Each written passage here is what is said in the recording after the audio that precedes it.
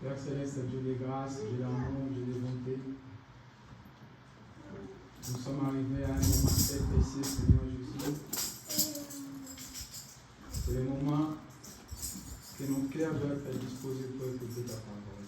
Seigneur Dieu de grâce, nous t'invitons, Père Céleste, que tu puisses descendre et écarter notre frère comme un homme, et que toi tu puisses prendre ta place. Que la parole qui va sortir, que ce ne soit pas elle, que ce soit toi, Père éternel, qui va parler à travers lui. Oh Dieu, utilise notre frère pour que cette parole qui va sortir puisse nous donner la vie. Nous te prions, Seigneur Dieu, écarte l'incrédulité dans nos cœurs de chacun de nous et donne la joie et la paix en tel point que cette parole puisse changer nos vies. Oh Dieu, laisse que nous ne puissions pas s'habituer avec ta parole, mais que nous puissions respecter ta parole. Nous te prions, Seigneur Dieu, que cette parole, Dieu, puisse toucher le cœur de chacun de nous et que ça puisse apporter les fruits dans nos cœurs. Oh Dieu de grâce, nous sommes conscients et nous croyons, Père, que cette parole fera quelque chose dans nos vies. Nous te prions dans le nom précieux du Seigneur Jésus-Christ. Amen. Nous allons ouvrir nos Bibles, nous allons lire dans l'Exode, chapitre 3, verset 1 jusqu'au verset 6. Moïse faisait paître le troupeau de Jéphthro, son bon père, sacrificateur de Madian. Et il mena les troupeaux derrière le désert et vint à la montagne de Dieu à Horeb. L'ange de l'Éternel lui apparut dans une flamme de feu au milieu d'un buisson. Moïse regarda, et voici, le buisson était en feu, et le buisson ne se consume point. Moïse dit, je vais me retourner pour voir quelle est cette grande vision et pourquoi le buisson ne se consume point. L'Éternel vit qu'il se détournait pour voir. Et Dieu l'appela du milieu du buisson et dit, Moïse, Moïse. Et il lui répondit, mais voici. Dieu dit, n'approche pas d'ici, ôte tes souliers et tes pieds, car les lieux sur lesquels tu te tiens est une terre sainte. Et il ajouta, je suis le Dieu de ton père, le Dieu d'Abraham, le Dieu d'Isaac et le Dieu de Jacob. Moïse cache le visage, car il craignait le regard de Dieu. Amen. Nous allons nous asseoir.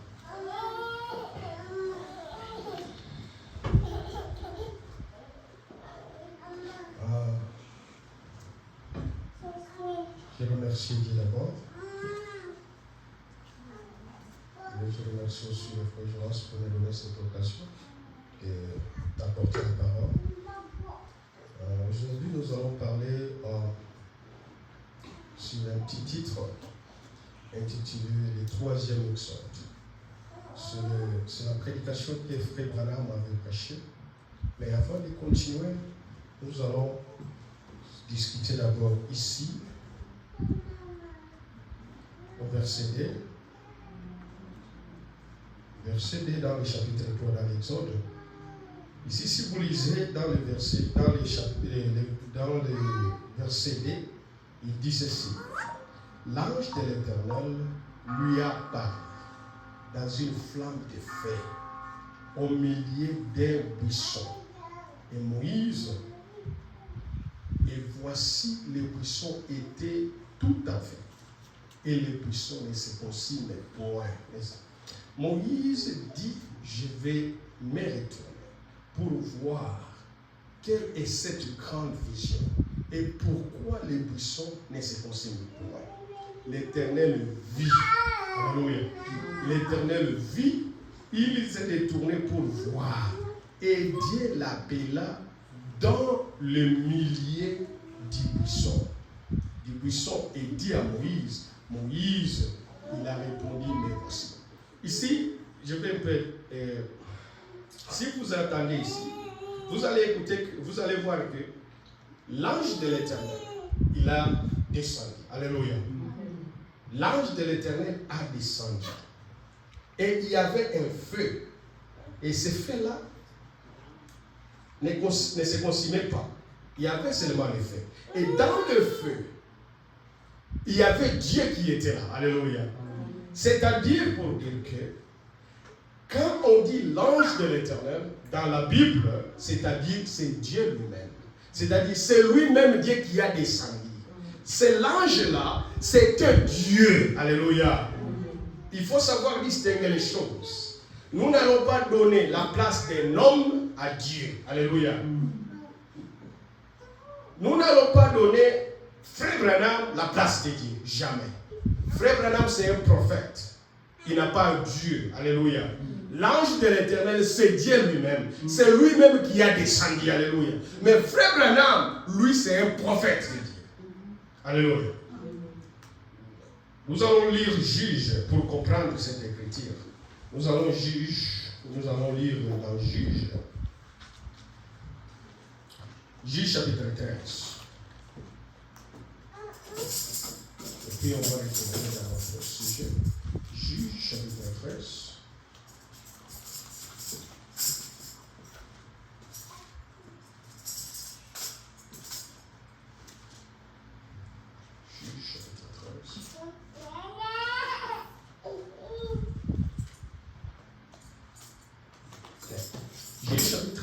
Au verset 16. Verset 16, qu'est-ce qu'il dit? Nous allons lire jusqu'à verset 22. Verset 16, il dit ceci. L'ange de l'Éternel répondit à Manoaché, quand tu me retiendras, je ne mangerai pas de ton mets, mais si tu veux faire un holocauste, tu l'offriras à l'Éternel. Manoché ne savait point que ce fut un ange de l'Éternel. Et Manoché dit à l'ange de l'Éternel, quel est ton nom, afin que nous te répandions gloire quand ta parole s'accomplira. L'ange de l'Éternel lui répondit, pourquoi demandes-tu mon nom? Il est merveilleux. Manoché prit les chevaux et l'offrande et fit un sacrifice à l'Éternel sur les rochers. Et il s'opéra une prodige pendant que Manoché et sa femme regardaient comme les flammes montaient dessus de l'autel vers le ciel. L'ange de l'Éternel monta dans la flamme de l'autel, et à cette vie, Manoché et sa femme tombera la face contre la terre. Verset 21. L'ange de l'Éternel n'apparut plus à Manoché et à sa femme.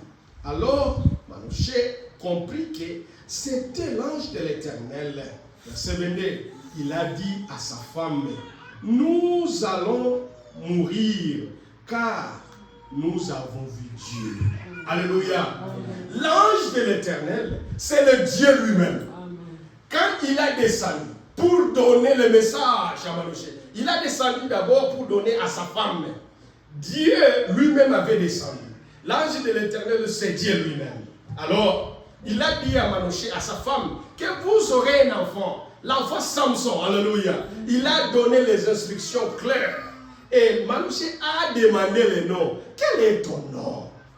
Pour que je puisse t'offrir quelque chose. Il dit, moi, je ne mange pas des choses crues, alléluia. Je ne mange des choses préparées par la main des hommes. Si vous voulez, il faut donner l'holocauste. Et lui, il a sacrifié un troupeau. Et quand le feu était monté, l'ange aussi a monté. Alors, après le départ de l'ange, il a compris que non, c'était Dieu lui-même. Alléluia. L'ange de l'Éternel, c'est le Dieu lui-même. Alléluia. Maintenant, nous allons rentrer en Exode chapitre 3, au verset 7. Ici, il dit, l'Éternel dit, j'ai vu la souffrance de mon peuple qui est en Égypte, et j'ai attendu le cri que lui font pousser ses oppresseurs, car je connais ses douleurs. Ma soeur, là où tu es, Dieu te voit. Dieu écoute. Alléluia. Quand tu pries, ma soeur, soyez consolés, parce que nous avons un Dieu qui écoutait. Quand les Israéliens souffraient, Dieu avait vu ça. Et Dieu a écouté leurs cris, ma soeur. Ce n'est pas pour rien nous venons ici. Ce n'est pas pour passer notre temps. C'est pour, sache que nous avons un Dieu qui écoute nos prières. Dieu qui écoute nos douleurs, ma soeur. Alléluia. Nous avons un Dieu. Et pendant qu'ils souffraient, Dieu écoutait leurs souffrances. Dieu voyait leurs souffrances. Mais il avait un temps que Dieu lui-même a décidé de descendre. Alléluia. Ici, nous allons parler de le troisième exode. Mais avant de continuer, nous allons comprendre d'abord qu'est-ce que l'exode. L'exode, c'est quoi? Cette prédication, ça, les anciens dans les messages connaissent cette prédication. Comme Frère Jonas, ceux qui ont déjà fait beaucoup de temps connaissent cette prédication. Mais la parole de Dieu, c'est toujours nouveau. Quand vous écoutez, c'est comme si tu n'as pas encore écouté. Alléluia. Alors, avant de continuer, nous allons comprendre quoi d'abord. Qu'est-ce que l'exode? Exode, c'est quoi? Parce que beaucoup de gens parlent de l'exode. Mais nous avons une réponse à travers notre bien-aimé frère Branham, qui était le prophète de Dieu. Alléluia. Il explique l'exode. Qu'est-ce que l'exode? On va lire dans la prédication. Exode.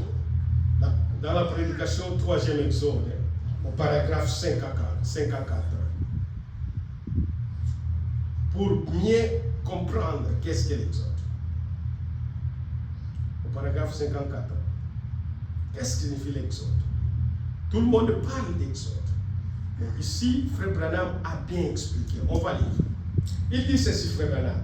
Maintenant, ce matin, nous allons parler sur le sujet du deuxième exode du peuple de Dieu, ou de l'appel à sortir du peuple de Dieu.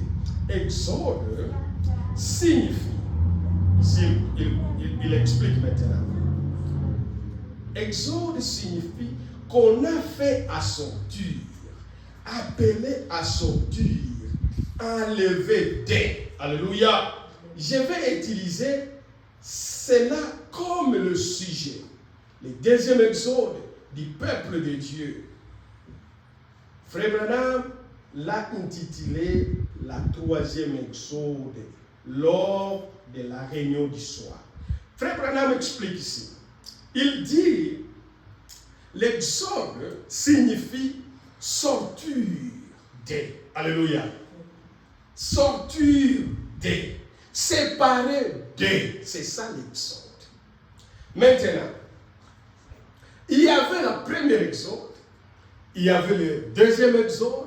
Maintenant, la prédication, frère Branham a intitulé troisième exode. C'est-à-dire, il y avait la première exode, il y avait la deuxième exode et la troisième exode. Mais nous allons parler de la troisième exode. Avant de continuer, nous allons montrer d'abord premier exode, nous allons montrer deuxième exode, et puis on va parler de la troisième exode, là où nous sommes. Alléluia. La première exode était exode physique. Alléluia. Était exode physique. Le deuxième exode était aussi exode physique. Alléluia. Mais la troisième exode, c'est l'exode spirituel. Alléluia. Le troisième, c'est l'exode spirituel. Le premier était physique, le deuxième exode était physique, mais le troisième exode, c'est l'exode spirituel. Est-ce que nous sommes ensemble, l'église? Le premier exode a commencé avec Abraham. Alléluia. Le premier exode a commencé avec Abraham. Dieu a regardé, alléluia, dans le monde, Dieu a vu seulement un homme, alléluia, qu'il va commencer avec lui les marches, il va se révéler en lui, alléluia. Et Dieu, lui, a se révélé à Abraham. Et Dieu a dit à Abraham, quittez de ton pays, quittez de votre patrie, alléluia, pour que Dieu puisse manifester, vous devez d'abord quitter, alléluia.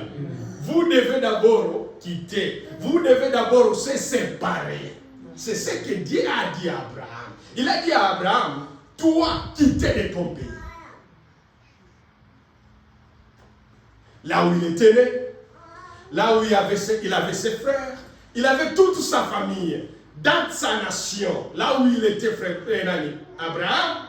Mais Dieu a exigé à Abraham, il faut quitter, alléluia. Pour que moi je t'utilise, moi Dieu, tu dois d'abord quitter. Tu dois d'abord te séparer avec ta famille.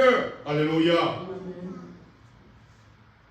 Et Abraham, il n'a pas hésité. Alléluia. Il n'a pas hésité.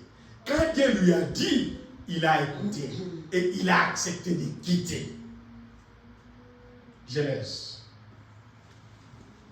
Genèse chapitre 12.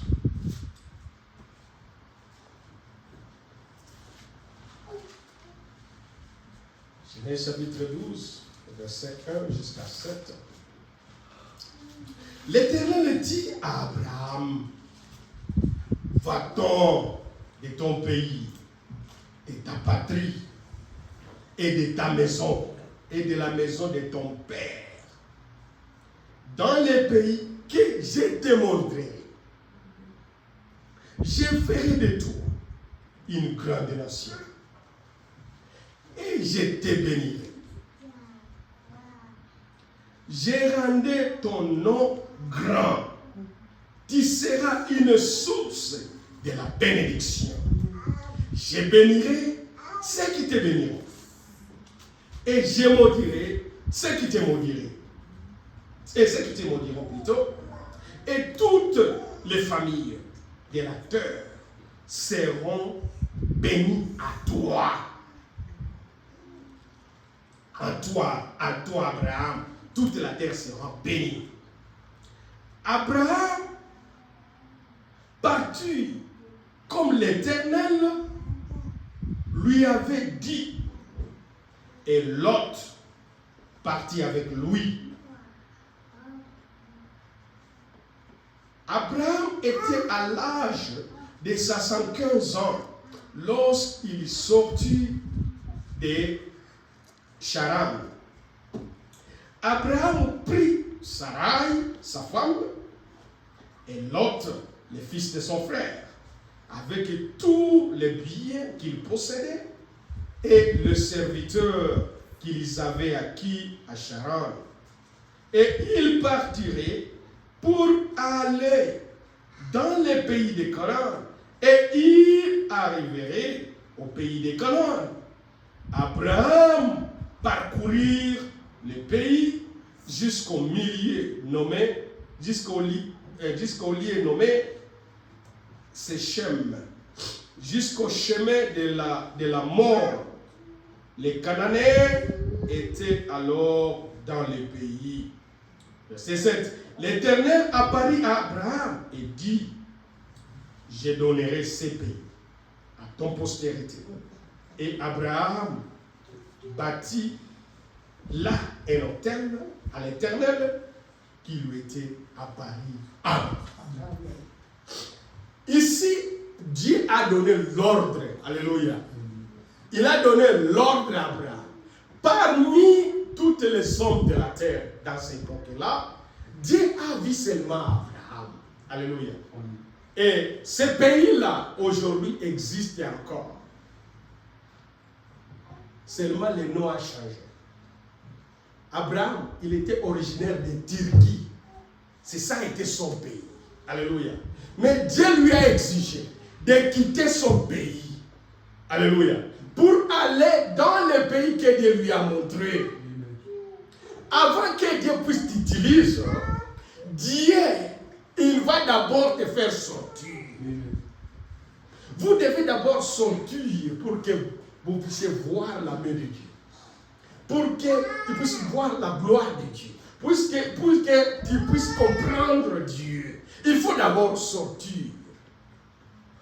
Quand vous sortez, vous écoutez la voix de Dieu. Alléluia. Dieu lui-même va te montrer les chemins, ma sœur. Dieu,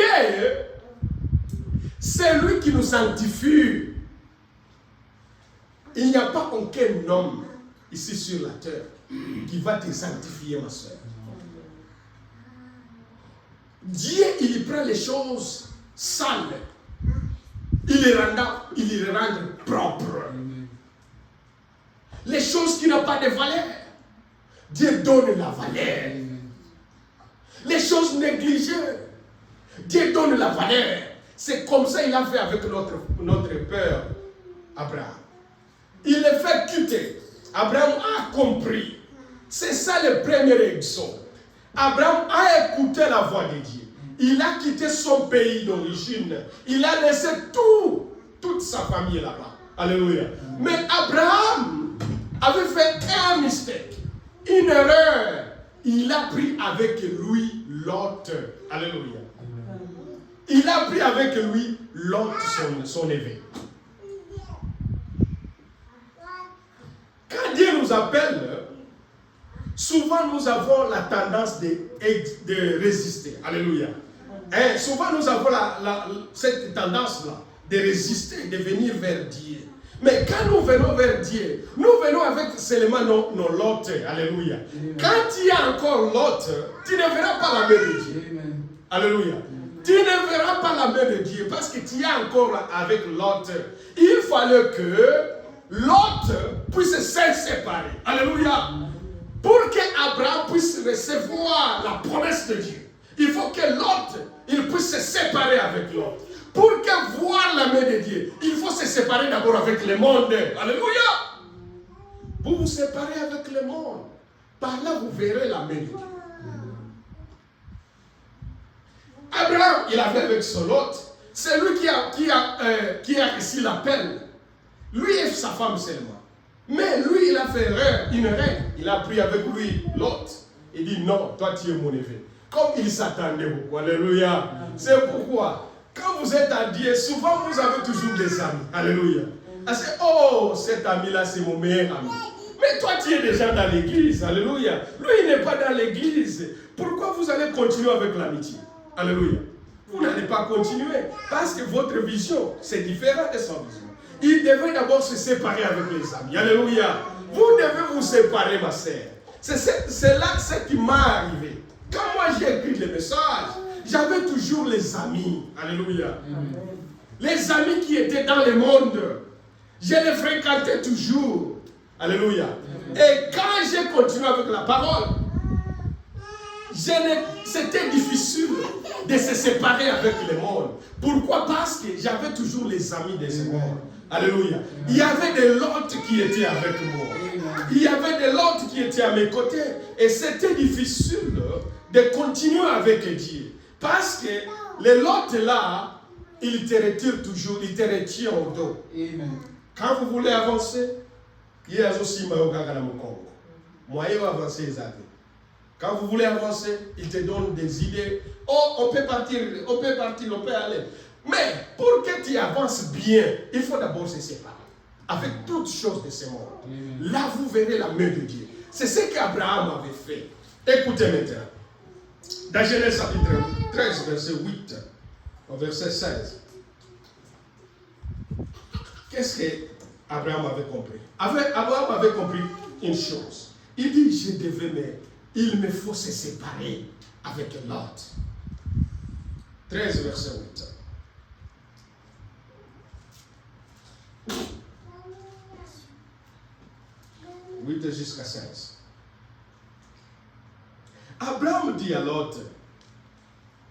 qu'il n'y ait un point, j'étais pris des disputes entre moi et toi, et entre mes bergers et tes bergers, car nous sommes frères. Tous les pays n'est-il pas devant toi? Sépare-toi donc de moi. Et si tu vas à gauche, je vais à droite. Si tu vas à droite, j'irai à gauche. L'autre leva les yeux. Et il vit toute la plaine du Jourdain qui était entièrement arrosée, avant que l'Éternel ait détruire Sodome et Gomorrhe. C'était jusqu'à ton sort, comme un jardin de l'Éternel, comme les pays d'Égypte. L'autre choisit pour lui toutes les plaines du Jourdain. Et il s'avança vers l'Orient. C'est ainsi qu'ils se séparaient l'un de l'autre.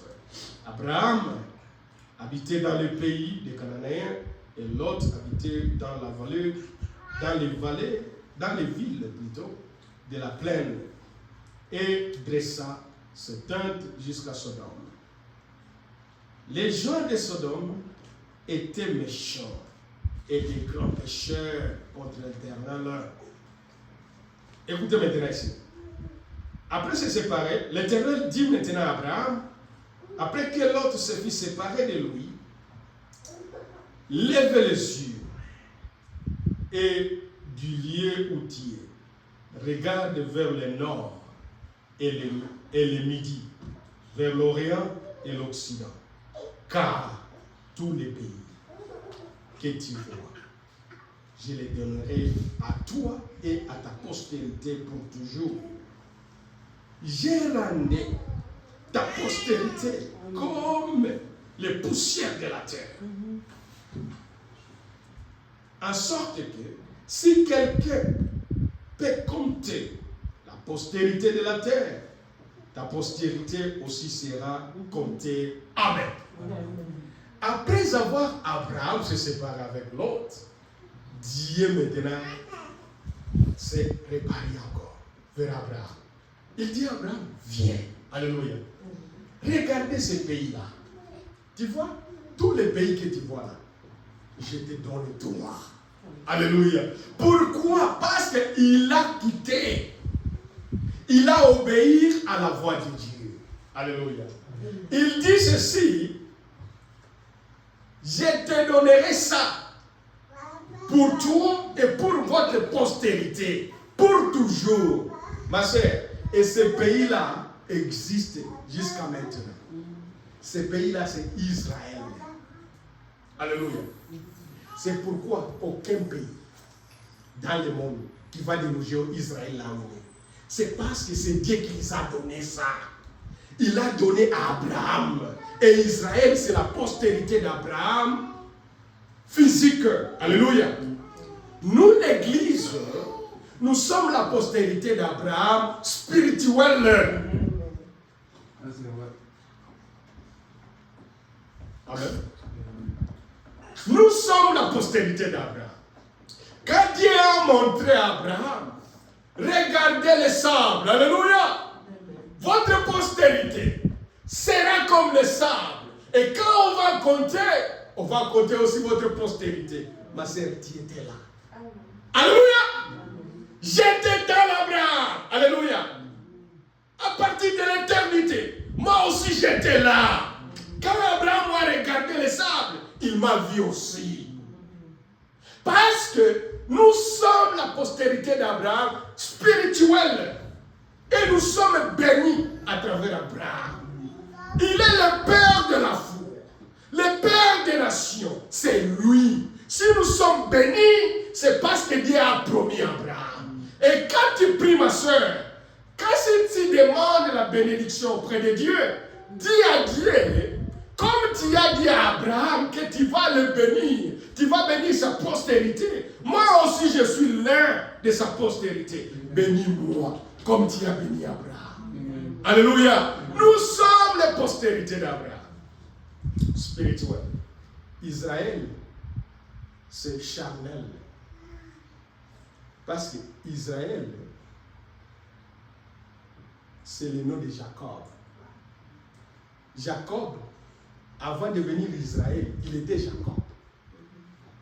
Tant qu'il y a un ange, wana, ne appelle ça qui combat Israël. C'est l'Israël que nous savons aujourd'hui. Le nom d'Israël, c'est Jacob. Si l'ange ne donnait pas le nom d'Israël, on appelait ce pays-là Jacob. Alléluia. Comme Dieu a changé Jacob, c'est maintenant on appelle ça Israël. C'est ça la postérité d'Abraham. Alléluia. Et aucun pays dans le monde ne fera face à Israël. Non. Tous les pays peuvent les combattre.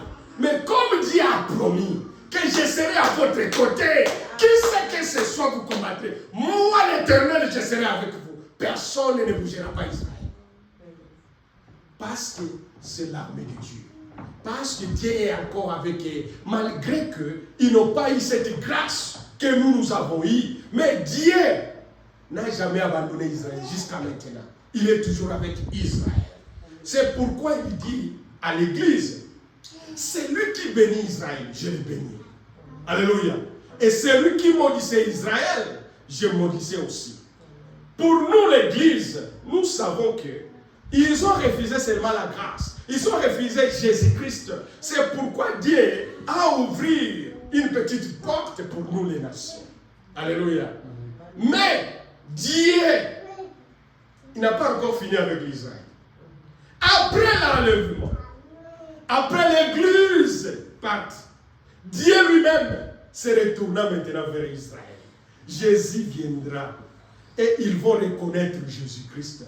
Il dit non, c'est celui qu'on avait refusé. C'était lui, le Messie. Amen. Ce n'est pas notre sujet. Notre sujet, c'est Exode. Nous rentrons maintenant. La première Exode a terminé avec Abraham. Alléluia. Quand Dieu a fait avec Abraham, Dieu a promis Abraham, Dieu a béni Abraham. Alléluia. Et quand Abraham est mort, l'exode, le premier exode a pris fin. Alléluia. Et exode, c'était de quitter son pays vers le pays que Dieu lui a montré. Alléluia. Vers le pays que Dieu lui a montré. Maintenant, avant que Israël puisse aller dans l'esclavagisme, Dieu a dit à Abraham, comme Dieu ne cachait pas aucun secret à Abraham. Ma sœur, si nous savons le plan de Dieu, parce que nous sommes ses peuples, ce que vous savez, ce que vous connaissez dans les messages, ma sœur, il y a beaucoup qui ne connaissent pas. Beaucoup des églises ne connaissent pas ce que nous connaissons. Si nous connaissons, c'est parce que nous sommes son peuple. C'est parce que Dieu nous a appelés. Il s'est révélé. Il a révélé sa parole à nous. Un jour, c'est un témoignage que ma femme m'a expliqué. Elle était au travail et elle avait une femme qu'elle travaillait avec. La femme l'a demandé. Elle dit, moi, qu'est-ce que j'ai craint? J'ai craint la mort. Alléluia. J'ai craint la mort parce que je ne sais pas là où je vais partir. Alléluia. Vous savez, elle craint la mort parce qu'elle ne sait pas là où elle va partir quand elle est morte. Mais pour nous les chrétiens, nous savons. Alléluia. Et nous, on ne craint pas la mort. Nous savons là où nous irons. Alléluia. Nous savons là où nos morts sont maintenant. C'est pourquoi? Parce que nous avons reçu la parole. Et la parole nous a dit là où nous partons. Alléluia. Pour un chrétien, la mort, c'est le moyen de transport. Alléluia. Pour nous, c'est le moyen de transport. Il nous amène au paradis. Nos morts, qui sont morts en Christ maintenant, sont au paradis. Ils nous attendent là-bas. Et leur corps est dans les tombeaux. Mais leur âme est dans le paradis. C'est ce que nous croyons, ma sœur. Et quand tu n'es pas un chrétien, tu es mort, tu vas directement au lieu de tourment. En prison. C'est là où tu vas. Alléluia. Nous avons cette secret-là. Dieu nous a parlé de ces secrets-là. C'est pourquoi nous ne sommes pas comme le monde. Si tu es en Dieu, vous allez connaître tous les secrets de Dieu. Et Dieu, avant de faire quelque chose, il annonce ça à ses serviteurs. C'est pourquoi ne négligez pas les serviteurs de Dieu. Ne négligez pas la prédication. Toute la prédication pour qu'il vienne dans les serviteurs de Dieu, c'est la prophétie venue de Dieu. Ce que nous prêchons, c'est la prophétie, ma sœur. Parce que la Bible, c'est la prophétie. Les gens aiment seulement les spectacles. Te parler, oh, moi je vois ceci, je vois ceci. Mais la vraie prophétie, c'est la parole de Dieu. Et quand le serviteur de Dieu est en train de prêcher, il faut prêter seulement attention. C'est-à-dire, Dieu veut faire quelque chose. Je me souviens, quand on était encore à Soleil, j'ai passé un moment difficile. Alléluia. Un moment difficile de ma vie. Comme nous les chrétiens, nous avons un Dieu. Nous, on est certainement, malgré il y a des souffrances, nous, on ne pleure pas comme les païens. Nous avons un Dieu que nous recourons quand nous avons des difficultés. Et quand j'étais parti à l'église, j'ai demandé à Dieu, Dieu, il faut parler avec moi. Ne venez pas seulement à l'église pour venir. Avant de venir, quand tu es encore dans ta maison, il faut prier à Dieu. Il dit, Dieu, moi je vais aller à l'église. Je veux que tu puisses me parler. Amen. Ne venez pas seulement à l'église. Il faut que Dieu te parle, ma soeur. Et moi j'ai demandé à Dieu, Dieu, moi je veux que tu puisses me parler là où je suis. Je suis venu à l'église. Frère Jonas a prêché. Mais Dieu m'a parlé à travers lui. Alléluia. Quand j'ai écouté cette prédication, c'était pour moi. Et moi, j'ai m'accroché à ça. Quand il a terminé à parler, à prêcher, quand on est en train de prier, moi, j'ai prié à Dieu. J'ai dit, Seigneur, merci pour mes souvenirs. Tu te souviens de moi aujourd'hui. Mais je veux que cette prédication soit réalité dans ma vie. Alléluia. Je veux que cette prédication soit la réalité de ma vie. Ma sœur, après avoir prié, quand je suis retourné à la maison, Dieu a changé des choses. Notre Dieu, il nous écoute. Notre Dieu, il nous parle. Alléluia. Et moi, j'ai témoigné. Alléluia. J'ai dit, frère Jonas, ce que tu as parlé là, ce que tu as prêché, Dieu a fait quelque chose de ma vie. Ma sœur, n'écoutez pas seulement la prédication pour écouter. Il faut que Dieu puisse te parler. Alléluia. Et accrocher à ce que Dieu a dit. Tu verras la main de Dieu. Dieu n'est pas comme un homme. Lui, il est Dieu. Lui ne parle pas au hasard. Lui, quand il parle, avec précision. Nous, les gens, nous t'attendons. Alléluia. Moi, je peux t'attendre, ma sœur. Parce que je suis un homme. Mais quand Dieu parle, c'est avec précision. Et la chose va s'accomplir. Parce qu'il est Dieu. Genèse chapitre 15. Genèse chapitre 15, verset 13 jusqu'à 14.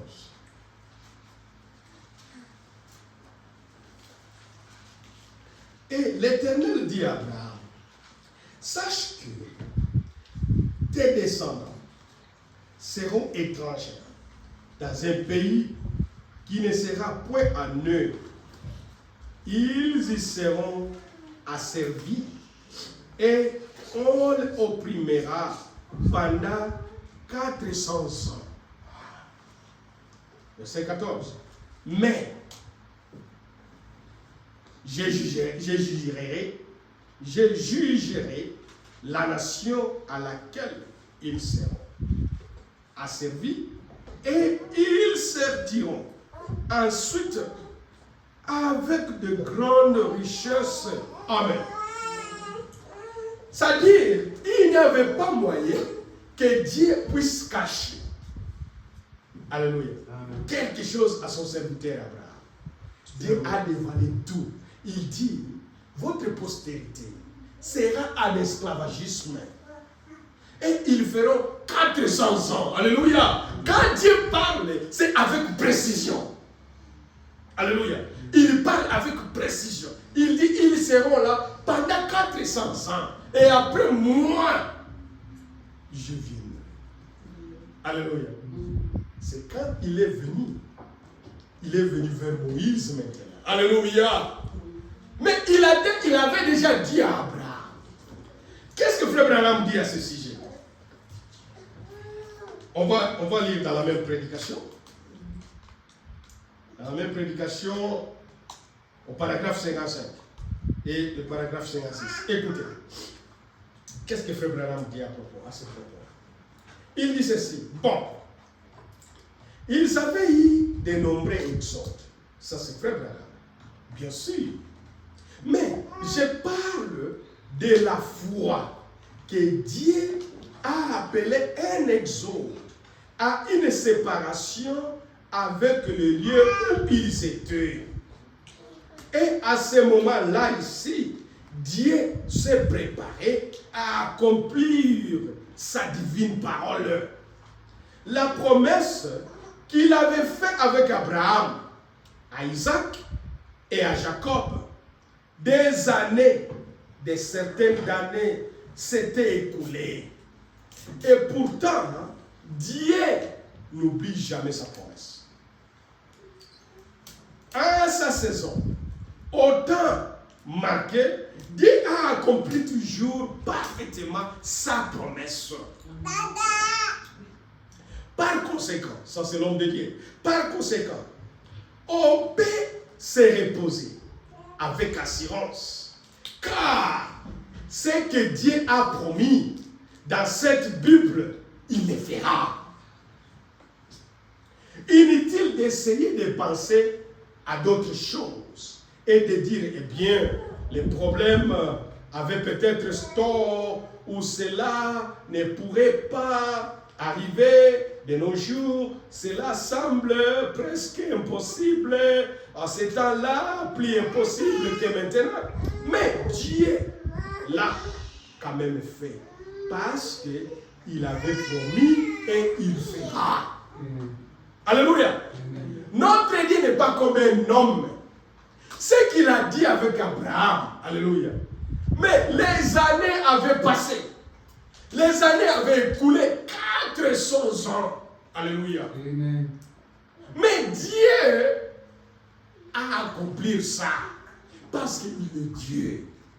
Parce qu'il connaît la manière qu'il va accomplir la chose. Pour nous les gens, on peut dire c'est impossible. Alléluia. C'est impossible. Impossible. Mutoya kobikate. Impossible. Cette maladie ne sera pas guérie. Impossible. Mutoyo akosala boyete. Mais avec Dieu, c'est possible. Comme il a déjà dit, il fera. Amen. Comme il avait dit avec Abraham, il dit que votre postérité sera dans l'esclavagisme. Et moi, Dieu, je descendrai. Et moi, Dieu, je le ferai sortir. Cela est fini pour nous les chrétiens. Quand Dieu a dit ça, c'était pour nous. Ne te demandez pas de quelle manière Dieu va faire. Non. Alléluia. Cela, ce n'est pas ton problème. Parce que lui, il a dit, il connaît comment est-ce qu'il va accomplir ça. C'est comme dans Isaïe. Isaïe chapitre 53. Isaïe chapitre 53. Isaïe chapitre 53. Qu'est-ce que Dieu a dit? Ici, c'est l'histoire de Jésus-Christ. C'est pourquoi Dieu ne ment jamais. Dieu n'est pas un homme. Lui, il est Dieu.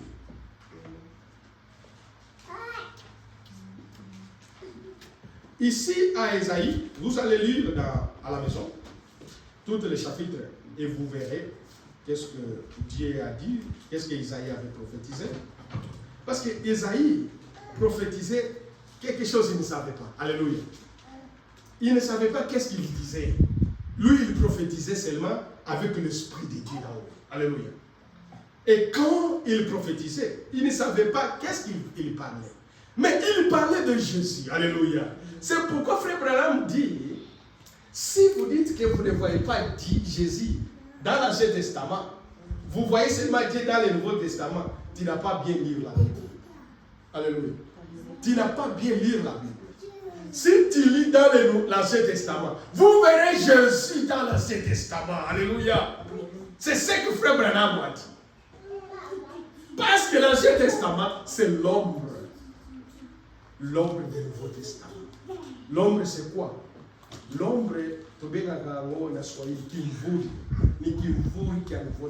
c'est-à-dire, l'ombre, ce n'est pas la réalité. Alléluia. L'ombre, ce n'est pas la réalité. Mais la réalité, c'est le Nouveau Testament. C'est Jésus qui était dans l'ombre, dans l'Ancien Testament. Maintenant, dans le Nouveau Testament, cela est devenu réalité. Parce que tout ce qu'il disait, les prophètes, ils disaient à propos de Jésus-Christ. C'était l'ombre. Alléluia. Mais c'est accompli avec Jésus-Christ. Ça venait maintenant la réalité.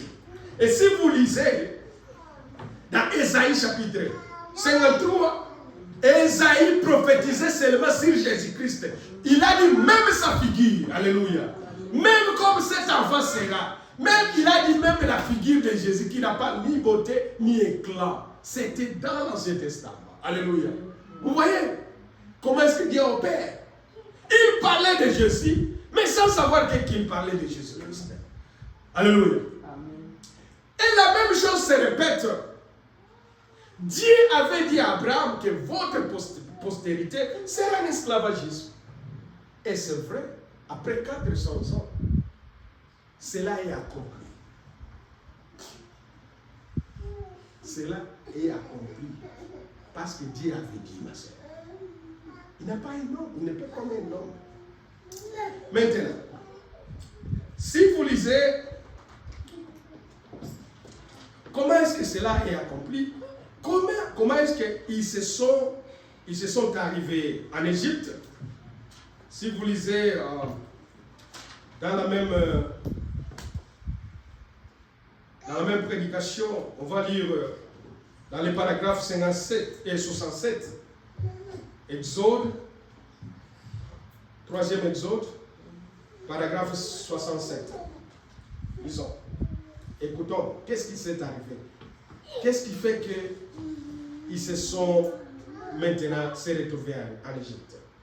Écoutez, Frère Branham dit, c'est ça. Ils se sont en Égypte, ils se sont allés en Égypte simplement parce qu'ils avaient été jaloux. Alléluia. D'un frère.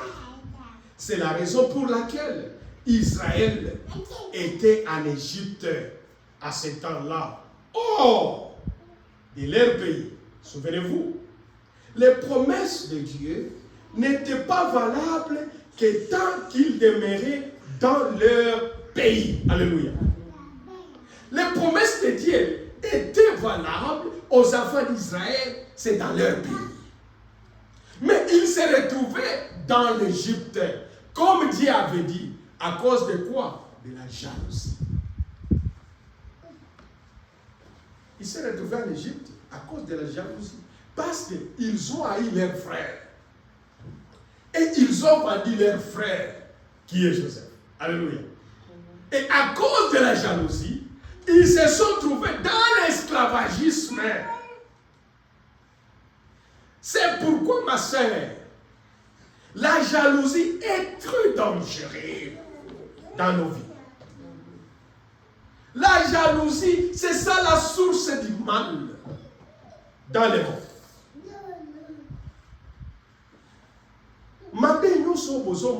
C'est à cause de la jalousie.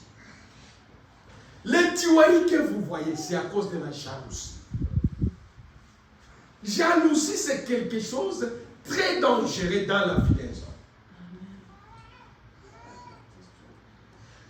Caïn a tué Abel à cause de la jalousie.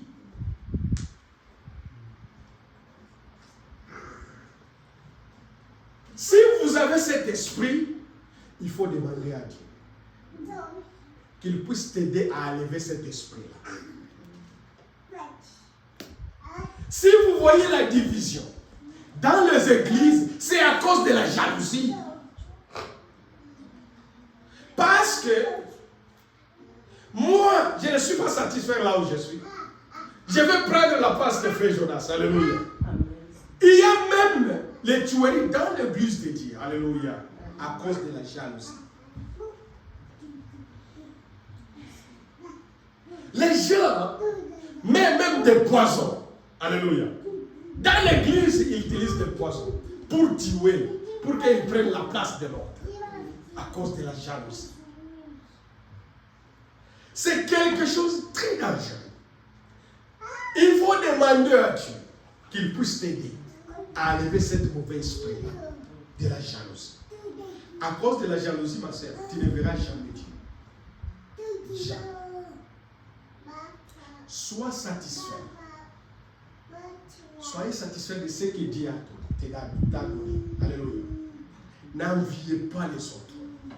N'enviez pas les dons des autres. Alléluia. Oh, il a cet don-là. Oh, celui qui prophétise. Oh, celui qui fait cela. C'est ce que Dieu lui a donné. Dieu fait grâce à ce qu'il veut. Alléluia. N'enviez pas les autres. La jalousie est tellement dangereuse. Caïn a tué Abel à cause de la jalousie. Joseph était vendu à cause de la jalousie. Et c'est la jalousie qui a fait que les enfants d'Israël, sans se retrouver en Égypte, à cause de la jalousie, ils ont vendu leurs frères à cause des dons que Dieu a donnés à leurs frères.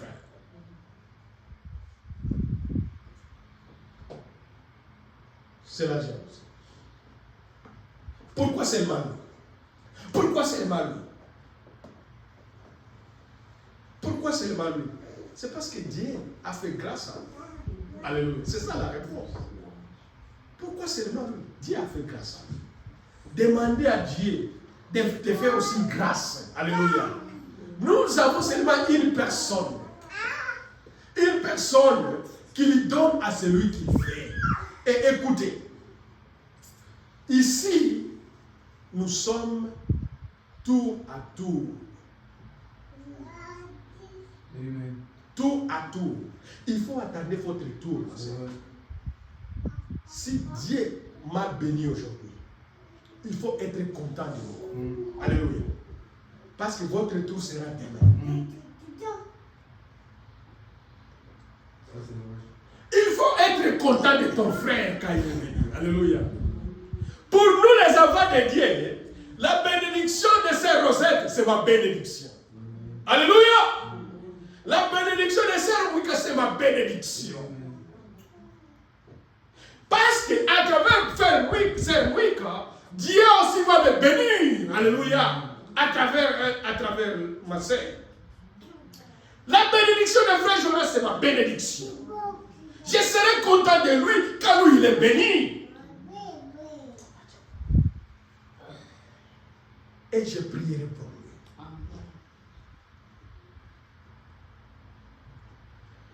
Il ne faut pas être jaloux quand ton frère est béni. Non.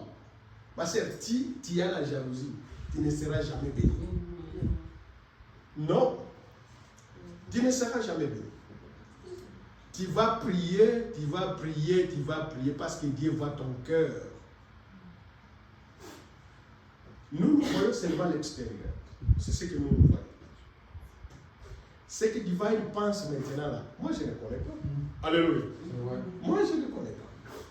Mais c'est lui qui connaît, c'est Dieu qui connaît son pensée. Alléluia. Ce que moi je pense aujourd'hui maintenant, moi, vous ne connaissez pas. Alléluia. Non, vous ne connaissez pas. C'est pourquoi Dieu jugera même nos pensées. Alléluia. Dieu jugera nos pensées. Si tu penses mal à ta soeur, moi je ne connais pas, mais Dieu connaît. À travers ces pensées-là, Dieu te jugera. À travers de mauvaises pensées, Dieu te jugera. Il faut faire attention. C'est pourquoi Dieu nous demande, même notre pensée soit pure. Alléluia. sont pires parce qu'il va juger même les pensées des hommes. Alléluia. Parce que la Bible dit, c'est celui qui sonde même nos reins. Alléluia. Il sonde même nos reins. Il connaît. Si moi aujourd'hui, j'ai la haine contre ma femme, si je ne l'aime plus et si je prétends, oh chérie, je t'aime, et dans mon cœur, je n'aime plus ma femme, Dieu connaît ça. Alléluia. Il dit ce qu'il fait, c'est fake. Cette lave-là, c'est fake. Alléluia. Cet amour-là, c'est seulement sur les... Je parle seulement. Mais Dieu connaît mon cœur. Il dit non, tu es hypocrite. Tu montres seulement l'amour à ta femme, mais dans ton cœur, tu ne l'aimes pas. Il faut soigner d'abord le cœur. Alléluia. Dieu, lui, traite avec le cœur. Alléluia. Satan traite avec nos pensées. Alléluia. L'intelligence, c'est Satan. Il joue avec notre intelligence. Il vit, il joue avec notre pensée. Mais Dieu, lui, traite avec nos cœurs. Ma sœur, quand Dieu est dans ton cœur, tu n'auras jamais même de mauvaises pensées. Amen. Et Satan, qu'est-ce qu'il fait ça? Satan, il me montre seulement les fautes des autres. Satan montre seulement les fautes des autres. Il te montre mes erreurs. Il dit non, toi tu es bien. Regardez frère Laurent, il est ceci, il est ceci. Il commence à te détailler. Tous mes erreurs, c'est ce que Satan fait. Il me montre les fautes de frère Jonas. Il dit, vous voyez frère Jonas, regardez, mais toi Laurent, toi tu es bon. Il te dit, toi tu es bon. Mais Dieu, avec le Saint-Esprit, il te condamne dans toi seul d'abord. Dieu, il te montre d'abord tes erreurs. C'est ce que Dieu fait. Alléluia. Dieu, il te montre d'abord tes erreurs. Pour parler les erreurs des autres, il faut regarder d'abord ton cœur. Alléluia. C'est ce que le Saint-Esprit nous montre. Pour que nous puissions, qu'on puisse demander pardon à Dieu. Dieu, lui, il va te montrer tes erreurs d'abord. Il dit, Laurent, ce que tu as fait, ce n'est pas bien. Ce que tu as fait, ce n'est pas bien. Il faut te repentir. Ça, c'est Dieu. Mais Satan, lui, il te montre seulement les fautes des hommes. Regardez ce qu'il a fait. Regardez ce qu'il a fait. Et cela cause la haine. Et tu ne peux pas considérer ta sœur. On va dire qu'on considère comme une Osumuki. Elle est pécheresse. Elle fait des péchés, tout ça. Est-ce que toi, quand tu dis ça, est-ce que tu t'es regardé? Est-ce que toi, tu t'es regardé? Est-ce que toi, tu n'as pas de faute? Toi, tu regardes seulement aux fautes des autres. Il faut te regarder toi d'abord. C'est le Saint-Esprit. Le Saint-Esprit va te montrer aussi tes péchés, tes erreurs. Toi, ne regardez pas les autres. C'est la même chose. Jésus, il était invité quelque part. Quand il était quelque part, on a amené une femme. Alléluia. On a amené une femme devant lui. Il dit, cette femme ici, elle est pécheresse. Elle a fait ceci. Il commence à accuser Jésus-Christ. Alléluia. Il commence à accuser cette femme devant Jésus-Christ. Comme Jésus, c'est lui qui sonde nos cœurs, qui voit toutes choses. Alléluia. Jésus-Christ, il a dit, si toi tu n'as jamais commis ce qu'il a fait, jette la pierre. Et Jésus commençait à écrire. C'est Roger, toi tu as fait comme ça. Tu vois ton nom là, il écrit ce que tu as fait. Alléluia. Quand il s'est relevé comme ça, aucune personne. Tout le monde est parti. Ne voyez pas seulement les erreurs des autres. Voyez tes erreurs, ma sœur. Et priez pour tes erreurs. Priez pour tes erreurs.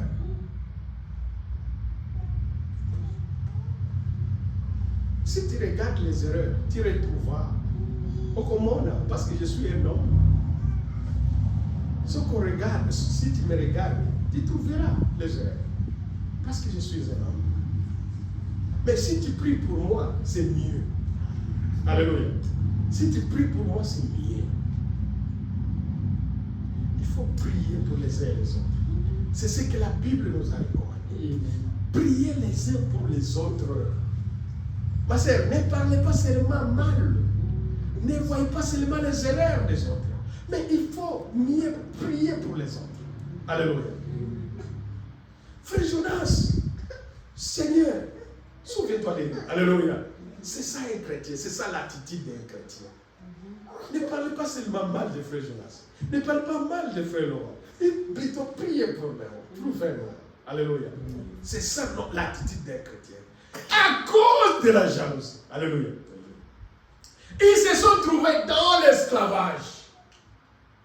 Parce qu'ils ont haï leur frère. Amen. Ils les ont vendus. Ils ont vendu leur frère. C'est pourquoi ils se sont retrouvés dans l'esclavagisme. Quand tu haïs ton frère, tu vas le tuer même. Pour que tu restes avec ce bien. Vous verrez dans la famille, ton frère a quelque chose, a les moyens. Dieu a béni ton frère. Mais le petit frère veut rester avec la richesse de son frère. Il complotait avec les bandits pour tuer son frère, pour qu'il reste avec les biens. Alléluia. La jalousie. La jalousie n'est pas bonne dans les milieux des enfants. Il faut prier pour que Dieu nous enlève cet esprit. Qu'on puisse avancer avec l'œuvre.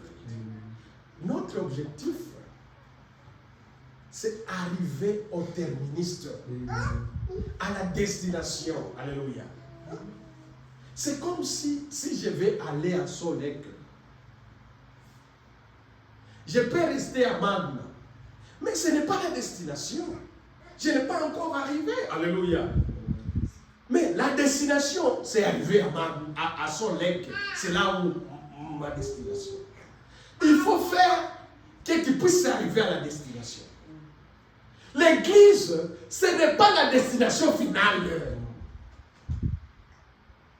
L'église, ce n'est pas notre terministe. Mais notre terministe, c'est aller au ciel. C'est ça notre combat. Alléluia. C'est ça notre combat. C'est ça notre combat. Nous allons y arriver, ma sœur. Et Dieu a écouté la souffrance, a écouté le pleur des enfants d'Israël. Et Dieu a décidé de descendre. Alléluia. Il a descendu.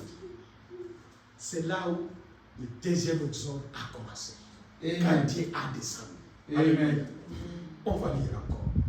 Exode chapitre 3. Et puis on va terminer. Exode chapitre 3.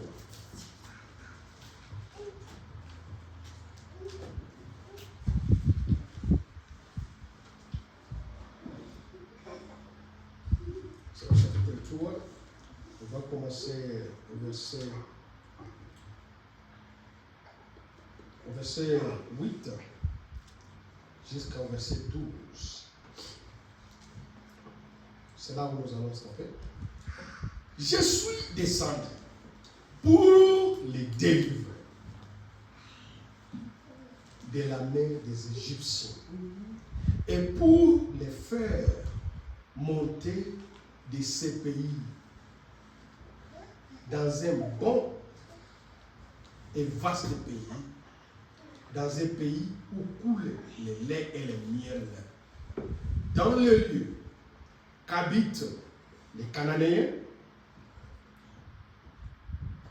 les Hessiens, les Amoréens, les Phéréziens et les Éviens et les Jébusiens. Voici, les cris d'Israël sont venus jusqu'à moi et je vis l'oppression que leur font souffrir les Égyptiens. Maintenant, va, alléluia, je t'enverrai auprès de Pharaon et tu feras sortir des Égyptes mon peuple, les enfants d'Israël. Moïse dit à Dieu, qui suis-je pour aller vers Pharaon et pour faire sortir d'Égypte les enfants d'Israël. Dieu dit, je serai avec toi.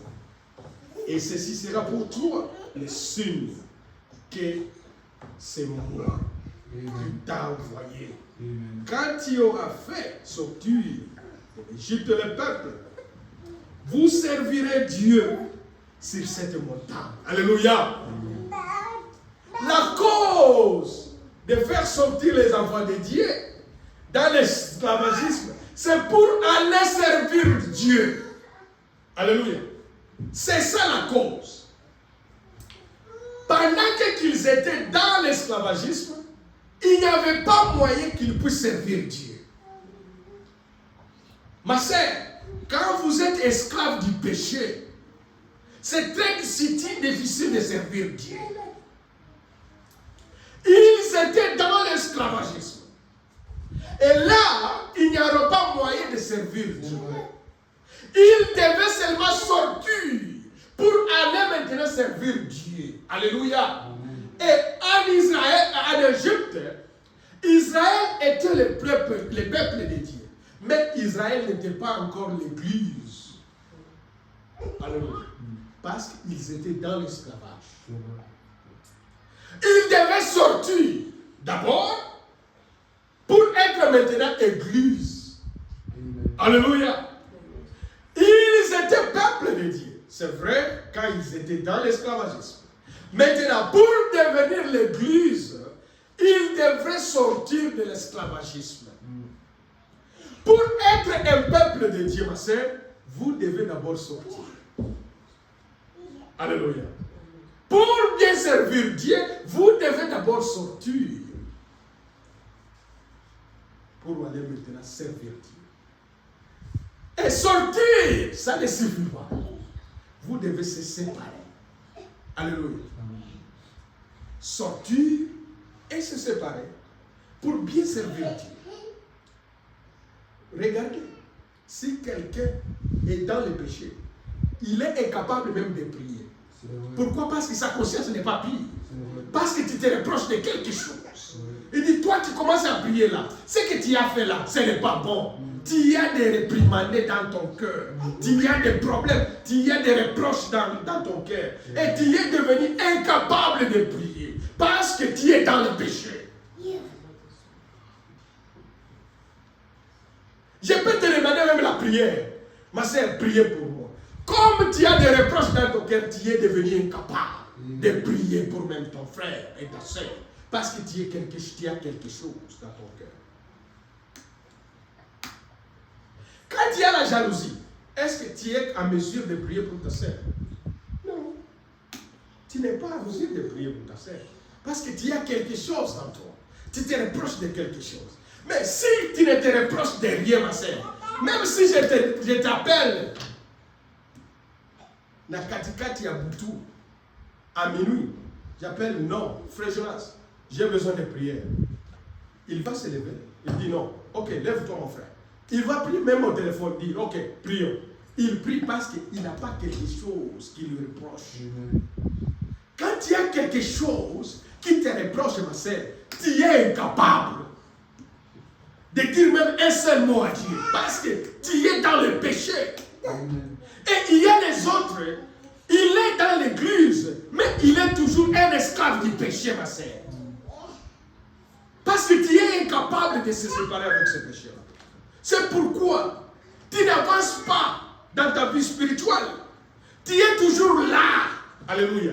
Depuis que tu as écrit ce message, tu es toujours là parce que tu es encore un esclave du péché.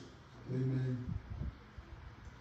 Tu n'arrives pas à continuer avec l'œuvre de Dieu. Tu n'arrives pas à continuer avec la parole de Dieu parce que tu as encore quelque chose. Tu te reproches avec quelque chose.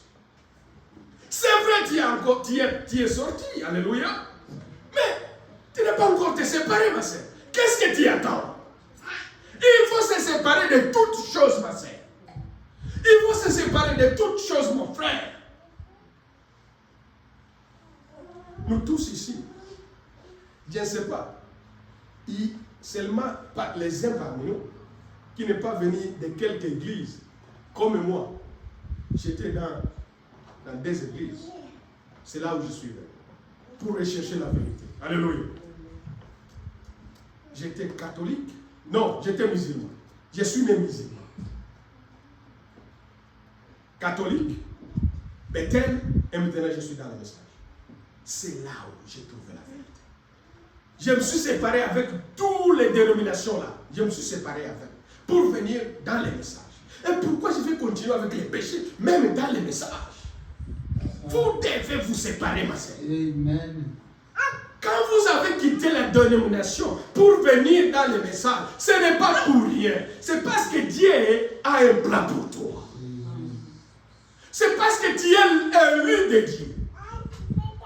Mais vous devez maintenant se séparer pour bien servir Dieu. Vous ne devez pas servir Dieu dans les péchés. Jamais. Jamais, au grand jamais, ma sœur. C'est comme quelqu'un qui tourne sur place. C'est-à-dire, osons tourner caca et si kamoko. Parce que tu n'arrives pas à abandonner le péché. C'est pourquoi tu n'avances pas. Et Dieu ne répond pas à ta prière. Alléluia. Et tu te trompes. Tu attends aller au ciel. Quel ciel? Avec le péché que tu as. Ciel ya koko na yo. Oya famille na yo. Ciel ya moko yo. Oya Dieu. Oba Pierre bakangama na boloko. Alléluia. Amen. Oyo Jean-Baptiste bakatela ya mutu. Ne yo kokeni. Avec ce péché là. Tu te trompes. Tu te trompes. Le ciel, c'est quelque chose pour se battre, ma soeur. Il faut avoir une grande décision pour avancer avec l'œuvre de Dieu.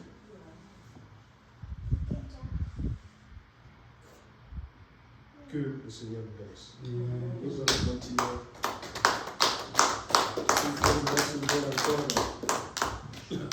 Encore une occasion, nous allons continuer. Alléluia. Amen.